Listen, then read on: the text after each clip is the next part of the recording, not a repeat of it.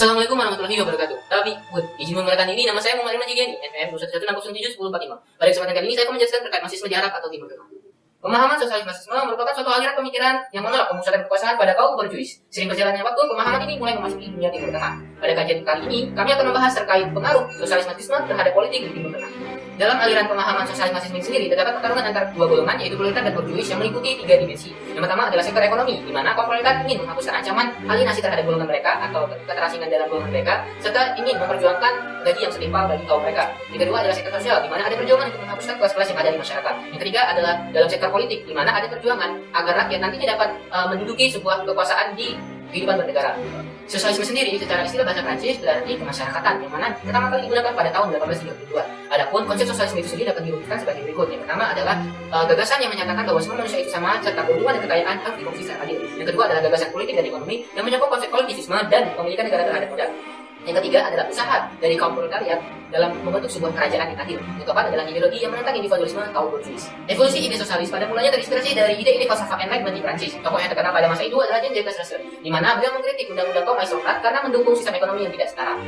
Kemudian konsep Rousseau ini sendiri digunakan oleh kaum selanjutnya atau generasi selanjutnya sampai pada masa revolusi industri pada tahun 1780 dan revolusi Prancis pada tahun 1789, sebab mendukung atau memberikan sebuah model masyarakat yang berdasarkan pada aspek moral dan keadilan. Kemunculan dasar baru industrialisasi di Jerman mendorong sebuah revolusi di Jerman, yang mana memperlihatkan kegigihan Karl Marx dalam mendorong kaum buruh untuk mencapai posisi utama. Aspek materialis yang ditekankan oleh Karl Marx pada masa ini adalah sebuah kritik terhadap kaum sosialis utopia yang terlalu bergantung pada golongan elit dalam mengubah taraf hidup mereka yang bermotif desentralisasi. Tidak hanya berdebat dengan kaum kapitalis, dalam merumuskan marxisme Karl Marx juga berdebat dengan tiga aliran lainnya, yaitu yang pertama adalah aliran anarkisme, yang mana aliran anarkisme ini sendiri menolak politik kenegaraan. Bagi mereka, politik kenegaraan hanya akan melanjutkan kejahatan kaum kapitalis. Yang kedua adalah konsep sosial demokratik, yang mana mereka menolak untuk bertumbuh pada satu pihak saja. Yang ketiga adalah aliran revisionisme, yang menganggap bahwasanya marxisme ini sendiri terlalu ganas dan menggunakan jalan ketetaraan. Pada akhirnya, marxisme ini sendiri dimajukan untuk memandu revolusi sosialis agar kaum pekerja dapat berjaya kembali. Perbedaan antara revolusi Leninisme dan Marxisme.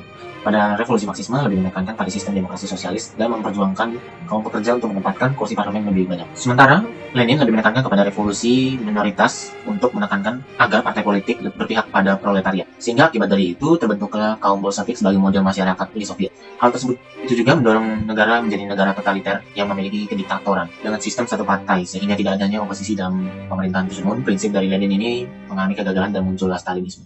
Pemerintah Uni Soviet jatuh dalam kemiskinan. Hal itu dikritik oleh Trotsky kepada Stalin terhadap perekonomian negara tersebut. Dan Trotsky meminta agar partai Bolshevik dan partai kaum pekerja lainnya untuk memasukkan demokrasi. Pertentangan Stalin dan Trotsky ditentang juga oleh Hobson and Tabor. Mereka menganggap bahwa Trotsky hanya mengandalkan negara lain, sehingga menyempitkan posisi kaum tani dan kaum buruh di Uni Soviet. Sementara Stalin berpendapat bahwa kekuatan proletariat adalah gabungan dari petani dan pekerja buruh yang memikul sosialisme di Rusia. Namun, pada kenyataannya Stalin tidak peduli dengan semua itu. Stalin hanya memfokuskan Uni Soviet dalam hal industrialisasi agar tidak ketinggalan dengan negara-negara lain. Sehingga konsep komunisme maupun Marxisme melenceng jauh pada masa Stalin. Karena Stalin hanya mementingkan industrialisasi dan untuk bersaing dengan negara-negara lainnya, bukan untuk memenuhi kebutuhan manusia. Rekonstruksi sosialisme Marxisme dalam nasionalisme Arab. Ahli fisika asal Syria yang bernama Sibli Simail.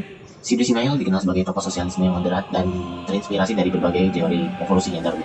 Karena tokoh-tokoh sosialisme di Arab ini memiliki 4 tujuan dalam kenegaraan, yaitu yang pertama adalah tanggung jawab negara untuk menyediakan lapangan pekerjaan bagi para pekerja. Yang kedua, menyarankan para pekerja untuk menggandakan usaha dalam rangka meningkatkan pengeluaran negara. Tiga adalah membebaskan negara-negara Arab dari pengaruh kolonialisme, terutama dari kolonialisme Prancis. Dan yang terakhir, menyatukan bangsa-bangsa Arab demi nasionalisme mereka. Paham sosialisme Arab berdasarkan pada sifat nasionalisme bangsa Arab yang berakar pada tradisional Arab itu sendiri. Esposito mencirikan sistem sosialis di Arab sebagai bentuk dari nasionalisme Arab berdasarkan realitas transnasional Arab itu sendiri.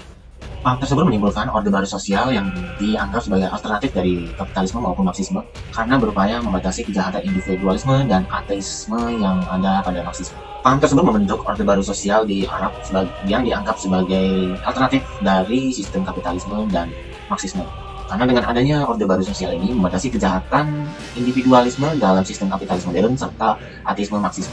Menurut Brumley, modernisasi adalah salah satu bentuk bangsa Arab dalam transformasi ekonomi mereka melalui pembinaan kelompok sosial, yaitu nasionalisme Arab. Yang kedua, hal ini membahas persoalan nasionalisme sebagai alat bantu dan menolak persepsi negatif dalam Marxisme. Akhirnya ada Samir yang membahas 3 kelompok Arab, yaitu yang pertama adalah kelompok cendekiawan, yang kedua adalah kelompok yang berhaluan kiri, yang ketiga adalah kelompok intelektual berhaluan Marxisme.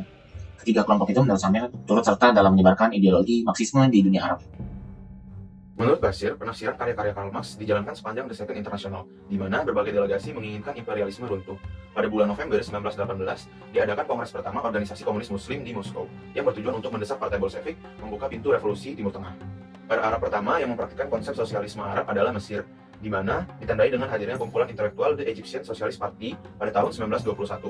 Namun, partai tersebut tidak bertahan lama karena ideologi tersebut tidak cocok dengan masyarakat Mesir pada saat itu. Kemudian hadirlah partai baru yang dilanjutkan oleh Mahmud Husni al-Orabi yang bertujuan untuk mewujudkan persatuan dan melindungi kaum buruh. Namun, karena konflik di antara intelektual di dalam partai itu pun tidak bertahan lama. Kemudian, sebuah deklarasi kebebasan nasional yang menghasilkan kerajaan demokratik berdasarkan sistem pemilihan raya memicu Partai Komunis Mesir yang tidak terima untuk melakukan aksi mogok. Karena aksi mogok tersebut, Husni diserahkan ke Mahkamah Agung.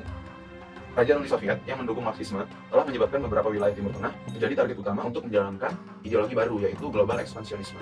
Presiden Mesir Gamal Abdel Nasser membuat perjanjian dengan kerajaan Soviet yang bertujuan untuk memajukan ideologi Marxisme pada tahun 1955. Perjanjian ini menjadi peluang Soviet untuk menyingkirkan pengaruh Amerika Serikat pada saat itu. Pada saat itu, kepemimpinan golongan Marxis melemah dan mereka mulai memperbesar pengaruhnya dalam kesatuan sosialis dengan cara menyertai para ahli komunis dalam hierarki.